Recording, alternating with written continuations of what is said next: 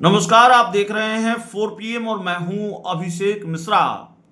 बिहार विधानसभा चुनाव के लिए कल पहले चरण की वोटिंग है और बिहार विधानसभा चुनाव में छोटे बड़े खेल लगातार होते रहे हैं, हुए हैं और 14 नवंबर के बाद उम्मीद है कि बड़े खेल भी आपको देखने को मिलेंगे। ऐसे ऐसे खेल देखने को मिल सकते हैं जिसके बारे में शायद आपने सोचा न हो या शायद आप लगातार सोचते रहे हों, दोनों ही बातें हैं। तो बिहार विधानसभा चुनाव के पहले वाले खेल की बात करेंगे। एक खेल और हो गया है और एक खेल हुआ है जो गौड़ा बौराम सीट है, उस सीट पर आरजेडी ने जिसको पार्टी से निकाला, मुकेश सहनी ने उस उम्मीदवार का समर्थन कर दिया है। मुकेश सहनी ने उस सीट की कुर्बानी दे दी है, गौड़ा बौराम सीट की कुर्बानी दे दी है। मुकेश सहनी के बड़े भाई और माफ कीजिएगा, मुकेश सहनी के भाई, छोटे भाई और मुकेश सहनी जो उनकी जो पार्टी है, वीआईपी पार्टी, विकासशील इंसान पार्टी, उसके राष्ट्रीय अध्यक्ष संतोष सहनी इस सीट से चुनाव लड़ रहे थे। संतोष सहनी ने इस सीट से अपने एक तरह से हथियार डाल दिया है, या संतोष सहनी अब चुनाव नहीं लड़ रहे हैं, अपने हाथ पीछे खींच लिए हैं। और ये फैसला संतोष सहनी का नहीं है, ये फैसला मुकेश सहनी का है। कल ही मुकेश सहनी ने इस बात का ऐलान किया है। तो इस सीट से आरजेडी के जो प्रत्याशी हैं अफजल अली खान, वो चुनाव लड़ रहे थे। अफजल अली खान को उम्मीदवार बनाया था आरजेडी ने और इसके बाद वीआईपी पार्टी ने यहाँ से अपने भाई संतोष सहनी को मैदान में उतार दिया था। अफजल अली खान मुकेश सहनी के दबाव में आरजेडी ने, जो खबर है हमारे पास, अफजल अली खान को ये आदेश जारी किया गया कि भाई आप अपना नामांकन वापस लीजिए। अफजल अली खान ने नामांकन वापस लेने से इनकार किया तो अफजल अली खान को पार्टी से निकालने का फैसला किया गया, पार्टी से निष्कासित करने का फैसला लिया आरजेडी ने और उनको पार्टी से बाहर का रास्ता दिखा दिया गया।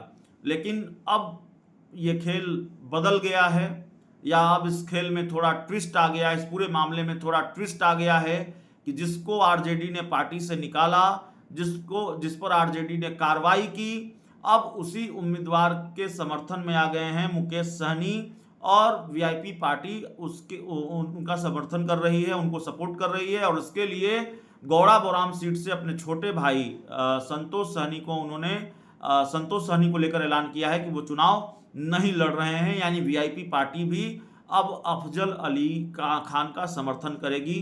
तो आरजेडी और वीआईपी पार्टी के बीच यहाँ कोई लड़ाई नहीं है। हालांकि आरजेडी ने मुकेश सहनी के लिए अफजल अली खान के खिलाफ कार्रवाई भी की थी, उनको आदेश भी जारी किया था कि अब आप चुनाव नहीं लड़ेंगे, नामांकन वापस लीजिए, लेकिन ये नहीं हुआ तो पार्टी ने कार्रवाई की। तो अब एक तरह से ये आरजेडी की सीट हो गई है, वीआईपी की सीट नहीं रही। गौड़ा बौराम सीट आरजेडी की सीट हो गई है और वीआईपी पार्टी वहां समर्थन कर रही है। पहले चरण के चुनाव प्रचार के आखिरी दिन ये खेला हुआ। वीआईपी पार्टी के सुप्रीमो मुकेश सहनी के भाई संतोष सहनी ने चुनाव नहीं लड़ने का फैसला लिया और ये चर्चा है कि हार के डर से कहीं मुकेश सहनी ने ये फैसला तो नहीं लिया है, लेकिन यह भी चर्चा है कि भाई मुकेश सहनी ने आरजेडी के समर्थन में, या वहाँ इसका फायदा एनडीए गठबंधन को न मिल जाए, इसके लिए मुकेश सहनी ने थोड़ी सूझबूझ दिखाई है और अपने भाई की सीट की कुर्बानी दी है। गौड़ा बौराम सीट से उनके भाई संतोष सहनी मैदान में थे। अफजल अली खान को समर्थन देने का ऐलान मुकेश सहनी ने कर दिया है और मुकेश सहनी ने कुर्बानी जरूर दी है, लेकिन मुकेश सहनी ने अपने भाई के लिए चुनाव प्रचार भी किया था। साथ ही तेजस्वी यादव ने भी संतोष सहनी, जो मुकेश सहनी के भाई हैं, उनके लिए प्रचार किया था, वोट मांगा था। लेकिन अचानक कल सरप्राइज किया है मुकेश सहनी ने ये ऐलान करके, क्योंकि मुकेश सहनी के भाई संतोष सहनी की राह में कोई रुकावट भी नहीं था। ऐसा नहीं है कि जैसे कई सीटों पर आरजेडी कांग्रेस के बीच या कांग्रेस वाम दल के बीच कोई फ्रेंडली फाइट हो रही है, आरजेडी भी लड़ रही है, जैसे वैशाली की सीट आरजेडी भी लड़ रही है, कांग्रेस भी लड़ रही है।